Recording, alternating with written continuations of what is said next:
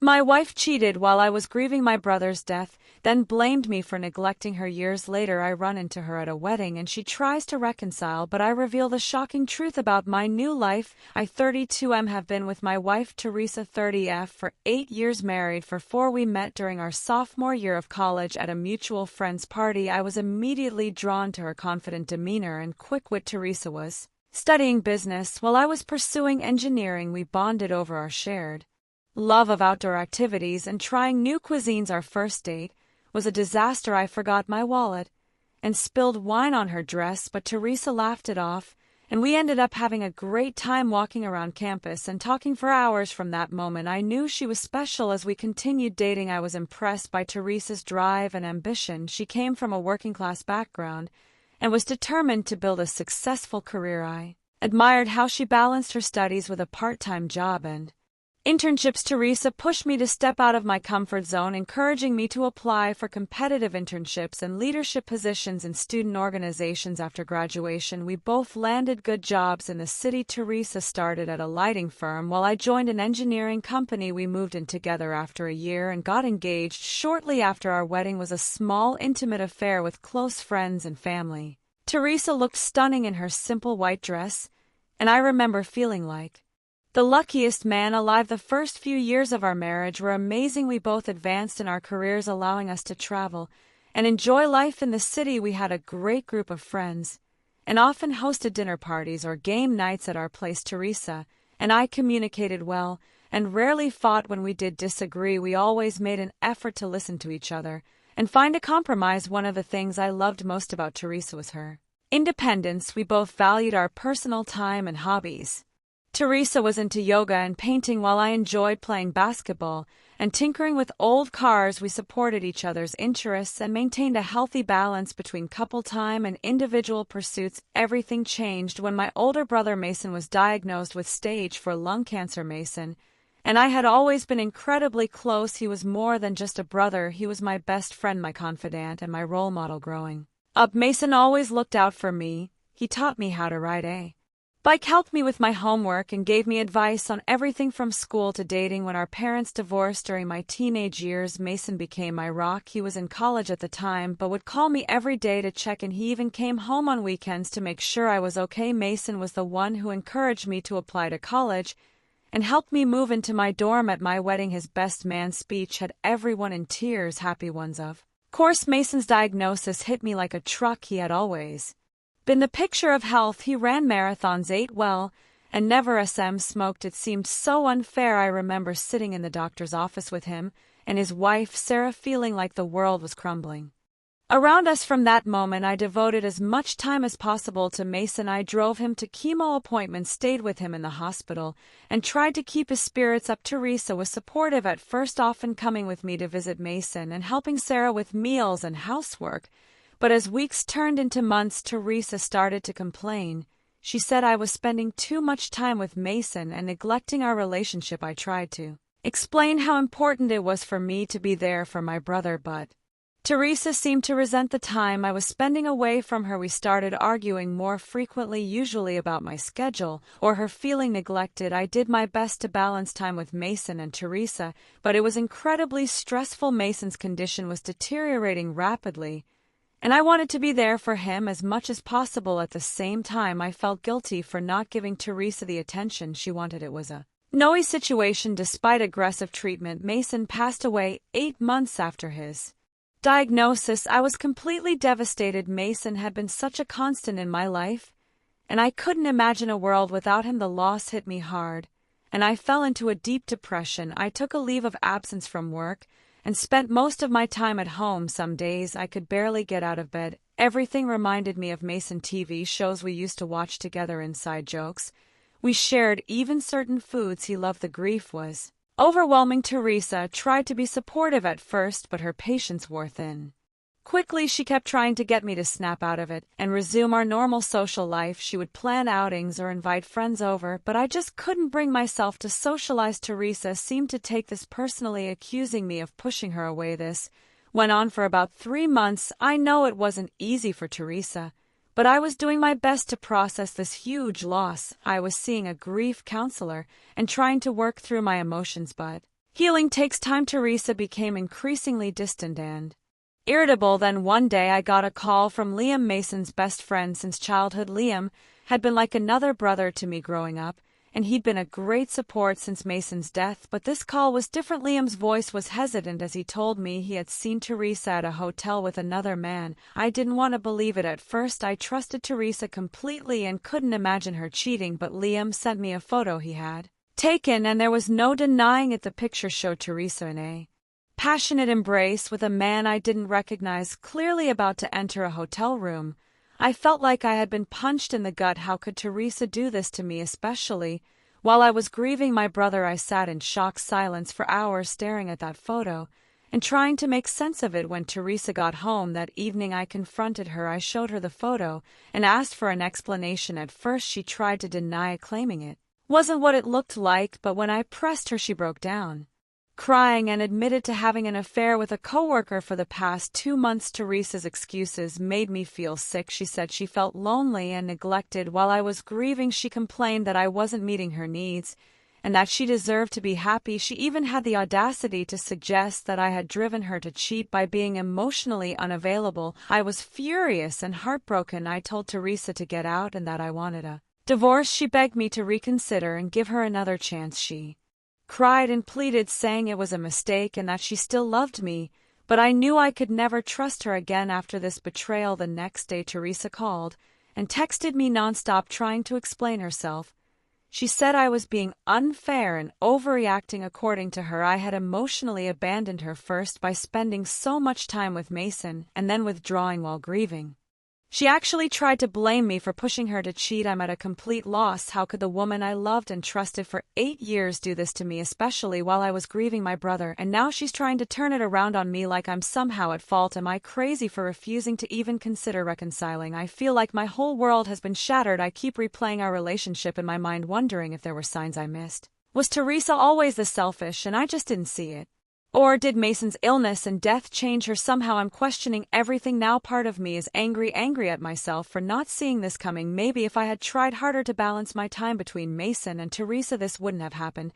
But then I remind myself that a loving partner would have understood and supported me during such a difficult time. I haven't told many people about Teresa's affair yet. I'm embarrassed and don't want to deal with everyone's reactions, but I know I'll need support going forward, especially if I go through with the divorce. I'm not sure what to do next. The thought of going through a divorce while still grieving Mason is overwhelming, but I also can't imagine staying with someone who could betray me like this. Any advice would be appreciated. Edit. Thank you all for the supportive comments and advice. To clarify a few things, Teresa knew how close Mason and I were. She had met him many times and seemed to like him. She was at the hospital with me when he passed away. I never completely shut Teresa out during my grieving. We still lived together, ate meals together, etc.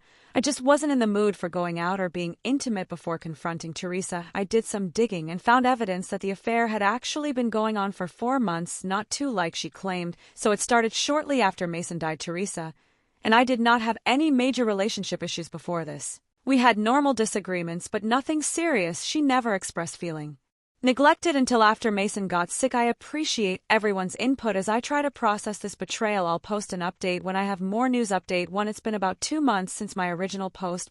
A lot has happened, so I wanted to give an update. I filed for divorce shortly after discovering Teresa's affair. The decision wasn't easy, but I knew I could never trust her again after what she did. Teresa's reaction to the divorce filing was a mix of anger and desperate pleading. She continued to call and message me constantly, alternating between tearful apologies and accusatory rants. One day Teresa showed up at my office unannounced. She caused a scene in the lobby, crying and begging me to give her another chance. My coworkers were uncomfortable, and I was mortified. I had to have security escort her out. After that incident, I blocked her number for my own sanity. Teresa moved out of our house and in with her parents. I've been staying in the house, but it feels empty and full of painful memories. I'm considering selling it and finding a new place, but the thought of going through another big life change right now is overwhelming. Through mutual friends, I heard that Teresa was telling everyone that I had mentally abused her by abandoning her emotionally. She claimed that I had refused to communicate or work on our marriage, leaving her no choice but to seek comfort elsewhere. It was infuriating to hear these lies being spread about me. Some of our friends have taken sides in the divorce. Most have been supportive of me, but a few believe Teresa's version of events. I've lost a couple of friendships over this, which hurts on top of everything else. I'm trying to focus on the people who have stood by me. The divorce proceedings have been messy. Teresa is trying to claim that she deserves half of everything and including my inheritance from Mason. My lawyer assures me she has no legal right to it, but she's dragging out the process anyway. It feels like a slap in the face that she would try to profit from my brother's death after betraying me. I've been struggling a lot with depression and trust issues in the aftermath of all this. Some days it's hard to even get out of bed. I've lost weight because I rarely have an appetite. My performance at work has suffered, but thankfully my boss has been understanding. One positive development: I reconnected with an old friend from high school, Olivia. We bumped into each other at a coffee shop and got to talking. Olivia lost her mom to cancer a few years ago, so she really understood what I was going through with Mason. We've been hanging out as friends, and it's been nice to have someone who gets it. Olivia and I have a lot in common that I'd forgotten about. We were both on the debate team in high school and share a love of classic movies. She's been introducing me to new music and podcasts, which has been a welcome distraction. Olivia doesn't push me to talk about Teresa or the divorce, but she's a good one when I need to vent. Teresa found out I was spending time with Olivia and completely flipped out. She showed up at my house unannounced, screaming that I was a hypocrite for moving on so quickly. While vilifying her, she accused me of having an affair with Olivia, which is absolutely not true. I had to threaten to call the police before she would leave. The whole situation has been a nightmare, but I'm taking it one day at a time. I'm focused on healing and figuring out who I am outside of my relationship with Teresa. I'm grateful for the support of my family and friends during this difficult time. I've been trying to honor Mason's memory in positive ways. I made a donation to the cancer center where he was treated and have been volunteering there when I can. Mason's wife Sarah and their kids have been a great source of support. We get together for dinner often, and it helps to talk about Mason with people who loved him as much as I did. There are still moments when I miss Teresa and the life we had together, but then I remind myself of her betrayal and how she's behaved since I found out. It helps reinforce that I'm making the right decision by ending the marriage. I'm not ready to think about dating again. The thought of putting myself out there and risking another heartbreak is terrifying. For now, I'm focusing on rebuilding my life and healing from everything that's happened. I'll post another update once the divorce is finalized. Thanks again to everyone who has offered kind words and advice. It really does help to know I'm not alone in this update. It's been about 6 months since my last update. The divorce was finally finalized last week. Much to my relief, Teresa fought me every step of the way, trying to drag out the process and get more money. In the end, we split our joint assets 50-50, and she didn't get any of my inheritance from Mason. The day after the divorce was official, Teresa showed up at my office again. She was crying and begging me to reconsider, saying she had made a terrible mistake and still loved me. I calmly but firmly told her it was over and asked her to leave. She refused, causing a scene until security had to escort her out. It was humiliating, and I ended up taking the rest of the day off work. My boss called me into his office the next day. I was worried he was upset about the disruption, but he was actually very understanding. He shared that he had gone through a messy divorce years ago and offered me some time off if I needed it. I was grateful for his support and understanding. On a more positive note, things have been going well with Olivia. What started as a friendship has slowly developed into something more. We've been officially dating for about 2 months now. Olivia is kind, understanding, and patient with me as I continue to work through my trust issues. She encourages me to talk about Mason and never makes me feel bad for still grieving Olivia, and I have been taking things slow, which I appreciate. We enjoy cooking meals together, going for long walks, and binge-watching TV shows. She's been helping me rediscover old hobbies that I had neglected during my marriage, like playing guitar and photography. I've also been focusing on myself. I joined a gym, started learning guitar, and I've been traveling more. It feels good to rediscover who I am as an individual. I took a solo trip to the mountains, something I'd always wanted to do, but Teresa wasn't interested in. It was refreshing to have time alone with my thoughts and nature. Teresa continues to badmouth me to anyone who will listen. She's told mutual friends that I'm cold and unfeeling, that I never really loved her, and that Olivia and I must have been having an affair before our divorce. It's frustrating, but I'm trying not to engage with her drama. I've been spending more time with Mason's family. His kids are growing up so fast, and it's bittersweet to see them reach milestones that Mason isn't here for. We've started a tradition of having Sunday dinners together, sharing stories about Mason and keeping his memory alive. Last month would have been Mason's birthday. It was a tough day, but Olivia suggested we do something to honor him. We ended up organizing a small charity run in Mason's name with proceeds going to cancer research. It felt good to channel my grief into something positive. Overall, I'm in a much better place than I was a year ago. I still miss Mason terribly, but the pain isn't as raw. I'm cautiously optimistic about my future with Olivia, and I'm proud of myself for standing my ground and not letting Teresa manipulate me into reconciling. There are still tough days, of course. Sometimes I wake up feeling angry at Teresa for throwing away our marriage, other times I miss the future we had planned together, but I'm learning to sit with these feelings without letting them overwhelm me. Thanks again to this community for all the support. It really helped me get through some dark times. I'm not sure what the future holds, but I'm feeling hopeful for the first time in a long while. Update 3. It's been about a year since my last update. Life has settled into a new normal, and I wanted to share some final thoughts on this whole situation. Olivia and I are still together and going strong. We recently moved in together and adopted a dog. She's been an incredible support through everything. I still have moments of insecurity or doubt, but Olivia is always patient and reassuring. Our relationship isn't perfect. We've had our share of disagreements and challenges, but we always make an effort to communicate openly and work through issues together. It's refreshing to be with someone who values honesty and mutual respect. I ran into Teresa at a mutual friend's wedding a few months ago. It was awkward, but we managed to be civil. She apologized again for her behavior during our divorce and said she was in therapy working on herself. I wished her well, but made it clear I wasn't interested in rekindling any kind of relationship, even a friendship. Seeing Teresa brought up a mix of emotions. Part of me felt angry all over again, remembering her betrayal and the pain she caused, but I also felt a sense of closure. Talking to her, I realized how much I've grown and healed over the past couple of years. The grief over Mason comes in waves now. Some days are harder than others, especially around his birthday and the anniversary of his death, but I found healthy ways to cope and honor his memory. I volunteer at the hospital where he was treated and have gotten close with his wife and kids. Mason's oldest son, who's now 14, has been having a tough time lately. He's been acting out at school and struggling with anger issues. I've been spending more time with him, taking him to basketball games and just being there to talk. It feels good to be there for him the way Mason always was for me. Olivia and I have talked about our future together. We're not in a rush to get married, but we both see this relationship as long-term. We've discussed having kids someday, which is something I never thought I'd want after everything that happened with Teresa. It's scary to think about opening my heart like that again, but Olivia makes me feel safe. Work has been going well. I got a promotion a few months ago, which has been both exciting and challenging. The new role involves more travel, which has been an adjustment for Olivia and me, but we're figuring out how to balance our time together and our individual pursuits. I've been trying to reconnect with old hobbies and interests. I joined a local amateur baseball league, something I loved in college, but gave up when life got busy. It's been fun to get back on the field and meet new people. Olivia comes to my games when she can, cheering me on from the stands. Looking back, I can see now how toxic my relationship with Teresa had become even before the cheating. We had grown apart, but we both too scared to admit it.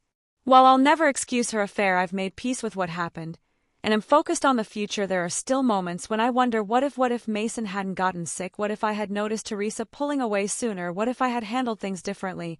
But I'm learning to let go of those thoughts and focus on the present. I'm not the same person I was when I wrote that first post 2 years ago. The pain and betrayal changed me, but not all of those changes have been bad. I've learned a lot about myself, about resilience, and about what I really want in a partner and in life. To anyone going through similar circumstances, it does get better. Take time to heal, surround yourself with supportive people, and don't be afraid to start over. You deserve happiness and someone who truly values you. This will be my final update on this saga. Thank you all again for the kindness and encouragement over the past couple years. It made a world of difference during the darkest times. I'm looking forward to the future, whatever it may bring.